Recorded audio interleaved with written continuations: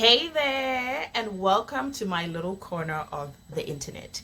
Here, we're all about diving into the highs and lows of being the better versions of ourselves, having honest conversations, and making progress while keeping it fun and relatable. So, guys, if you're ready to grow, you're ready to laugh and cry, but in a good way, please hit that subscribe button and let's do this thing together. Woo woo! Oh, F him! You know that? Yes.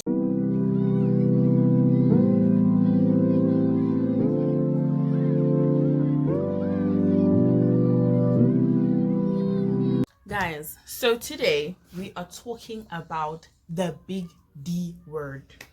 Yes, as the title and thumbnail has shown you, we're talking about navigating divorce. Now, if you've been through divorce, you know that is one messy part of your life that you probably don't want to relive again, ever again, if you do decide to get married again.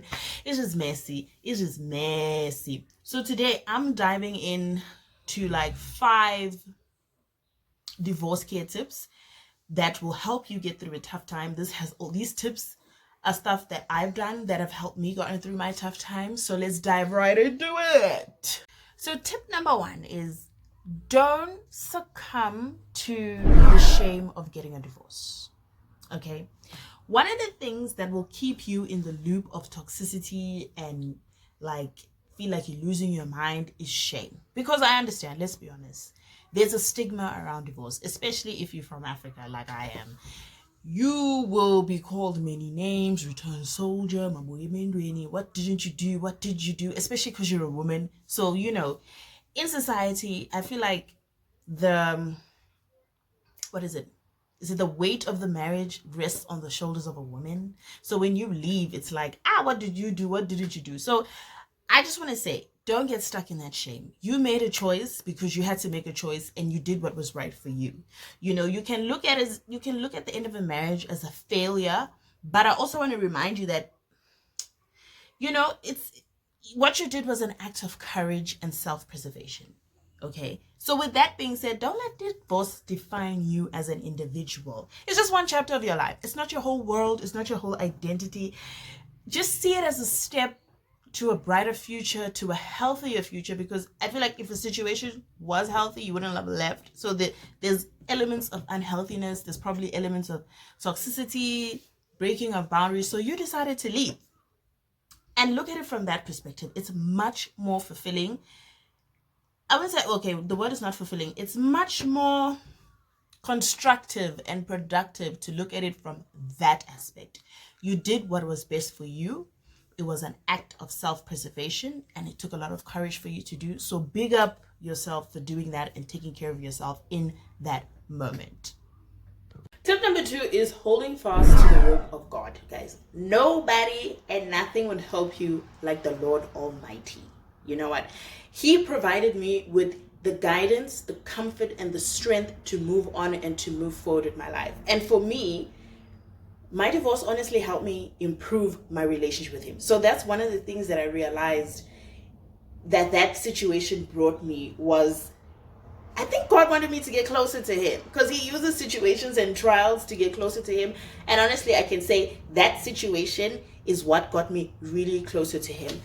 I always tell people, like, I had peace in the midst of chaos. I don't know if you know what that feels like. It's like everything around you is changing. Everything around you is not going the way that you want it to go. But deep down inside you, you have this peace, and you have this understanding that, okay, it looks crazy right now, but it's not always going to be like this. This is going to work out for my good. This is better. It's like how Prophet Ibrahim alayhi salam, when he told the non-believers, like, you are praying to idols. These people can't even talk back to you. Like, what are you doing? And then his environment, his community turned against him, and they were like, well, we are going to burn you. And then they had like a huge fire for him prepared, and they throw him in the fire. But what did God do? He calmed and cooled the fire. Not one scratch, not one bruise, not one burn came from that fire. And it wasn't a little fire. It was a big fire. Like, you know, like in the LA fires, it was like that. But what happened? God cooled down the fire for him, gave him understanding, and showed him, I am here for you. And he got through it. That's literally how I felt as well. I was going through the fire, but deep down there was a peace in me, you know? There was this, what do people say? Peace that surpasses all understanding. That's literally how I felt in that moment. So find peace in his presence. That's why I'm saying, like, turn to God. Like, it's hard. You probably, when all of this went down, you probably questioned God and said, hey, why me? I've always wanted marriage. But then you took it away from me. And sometimes he does that. Like, if you have a relationship with the Lord, you understand. You'll be getting some things, and some things will be puka. And it's for a bigger picture, you know? So that's what I'm saying. Like, find peace in his presence, guys. This hardship won't last forever. You will find yourself having more good days than bad. And that's like when people ask me, how are you doing? I just be like, guys, I'm at a point where I'm having more good days than I'm having bad. And I'm just holding on to Allah. I'm just praying. I'm praying. Yay. I prayed like no other. Like, I developed a praise and worship session that I've never had before. And when I look back, I think maybe that is one of the greatest positives that came out of Mindset Time. You know, tip number 3 that I would give you is seek the support of your community.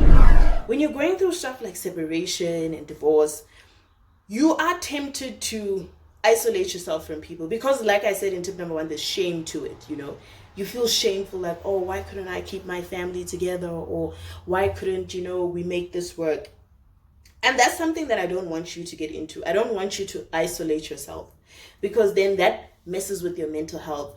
And when you isolate yourself, you're only listening to yourself. You're not listening to other people who can give you guidance and support. You're not listening to wise words. You are in the mess.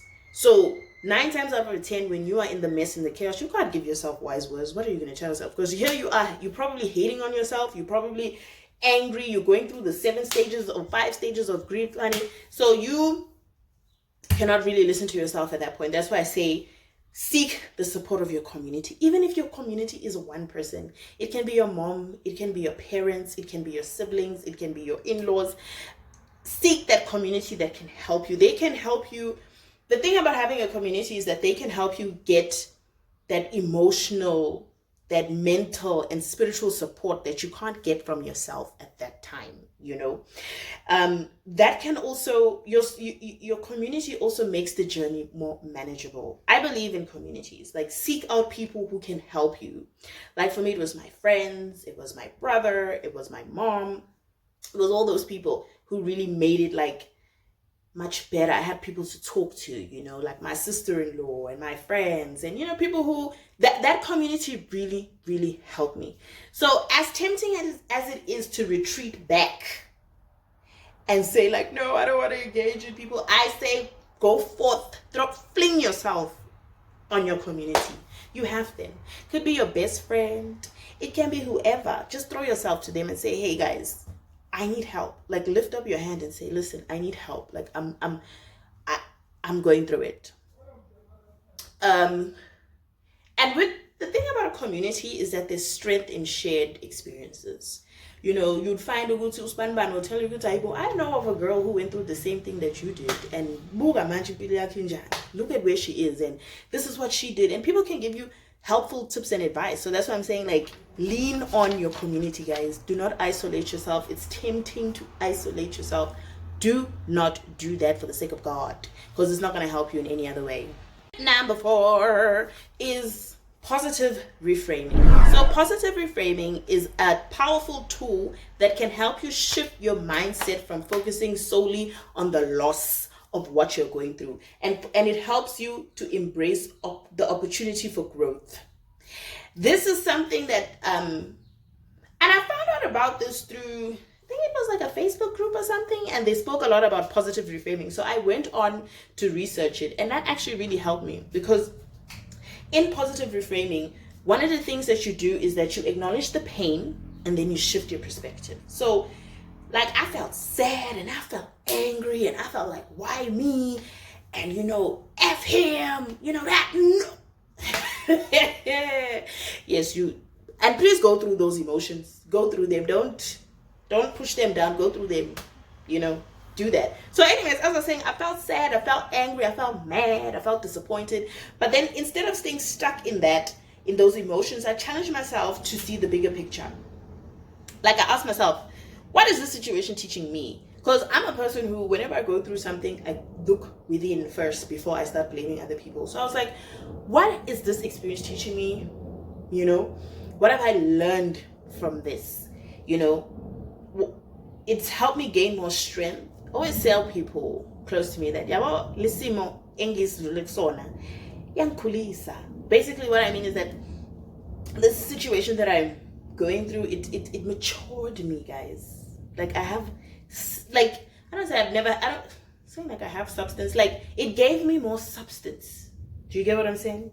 I was never a shallow person, but I feel like life experiences, they give you richness in substance and wisdom. So that's something that it did for me. So just practice positive reframing. That also helps you get out of the funk of, of the emotions, of being angry, of being sad, of being like, and also just practice positive reframing. Another part of positive reframing is recognizing your growth. Every trial we face, guys, is an opportunity for growth. That's how I see problems. I remember this book I read, The Six-Figure Woman by Barbara Stanny. There's a quote that some lady there said. She's like, guys, there's not a problem that comes without a gift in hand. So yes, you're going through a tough trial, but there's a gift in that trial. And we just need to open up our minds to see what that gift is. It's not easy to do, because our first thing to do when we're going through a tough time is, why me? And then you want to question God and you just want to pray away the problem. But in the problem, there's wisdom, there's lessons, there's things that make you become a better person. So when you are going through this situation, please reflect on your resilience, your courage, and self-discovery. Like, reflect on those things that this process has brought out in you, because there's things that a separation or divorce can bring out in you that you never know. Like, it can light up your ambition. Like in that book by Barbara Stanny, most of the women who are earning six figures are divorced. And they always say, like, no, their divorce lit up an ambition in them. They have to get their life right, because, sometimes it doesn't, the divorce proceedings don't work out in your favor. You end up broke. You end up accepting less than you deserve after all that you've given.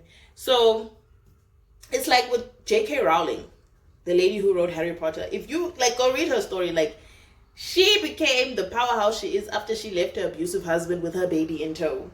Okay? So recognize your growth. Reflect on the stuff that it has given you. It's good things, guys. There's a lot of good things that can come out of a bad experience. Number 3, when it comes to practicing positive reframing, is to reframe the divorce itself. Reframe the divorce itself. Instead of seeing your divorce as a failure, view it as an act of self-respect and self-love.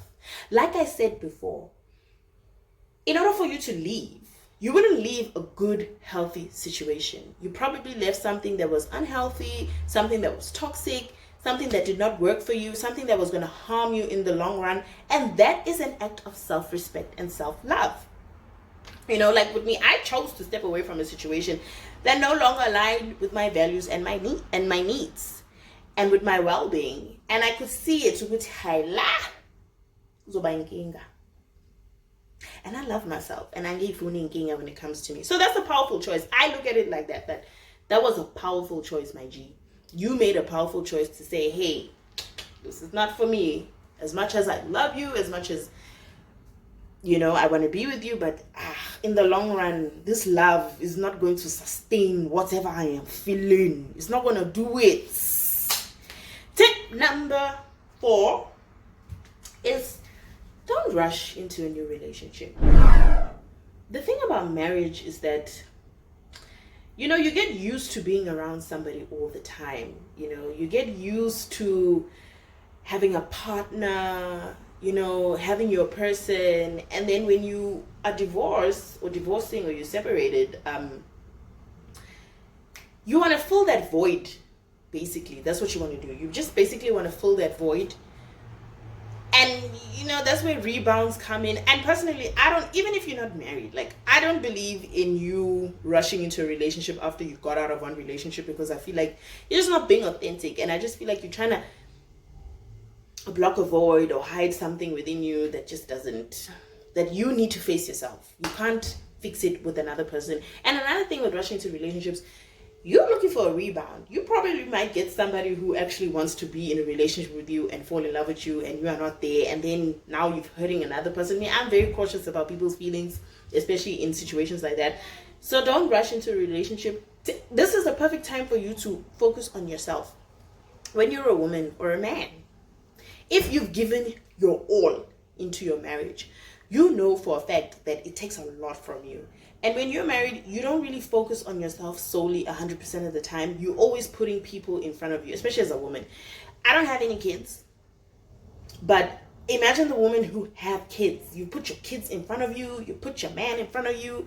No. So take this time. Don't look at it as like, oh, I'm lonely. No. Take this time as a form of solitude, a form of you to like really get to know yourself and to understand yourself. And you learn less. You are much able to better learn lessons when you're by yourself, when you can really think and reflect and sit down and talk about it and be like, yo, this is what I could have done better. This is what I'm doing better moving forward. This is how I'm going to treat myself. This is how I'm going to take care of myself. So don't rush into a new relationship. Please, God, don't do that. Like, I hate rebounds. So please do not rush into a new relationship. It's not worth it.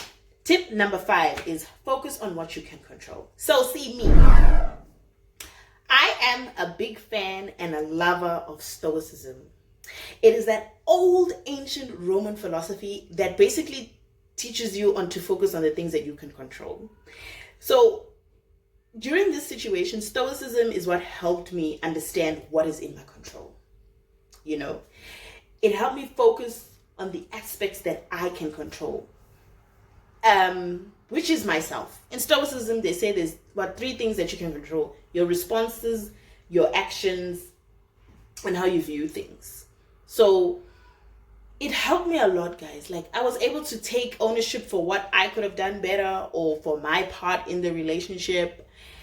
And another thing about Stoicism is that it also taught me how to embrace emotional resilience. Yes, emotions are natural. You get angry, you feel sad, you get mad, but that shouldn't necessarily dictate your actions. I know that's hard to do. It takes years to learn how to not let your emotions dictate how you respond or react.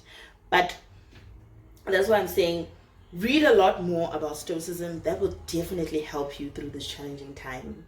Like, it will help you look at the situation and your emotions without judgment. It will help you opt for the rational and constructive way of doing things. So that was tip number 5, focus on what you control. I would say tip number 6 too is be authentic with your feelings. Be honest with yourself about how you feel. If you're not okay, say you're not okay. I'm not those people who believe that you must act like, when something has ended, you be like, no, I'm fine, No, don't do that. Be honest. You're sad. Also be honest with the people around you. If somebody says, hey, honey, how you doing? Don't be like, I'm fine. Be like, I could be better, but I'm not better today. I'm really feeling the effects of what's happening. I'm really feeling the effects of what I'm going through.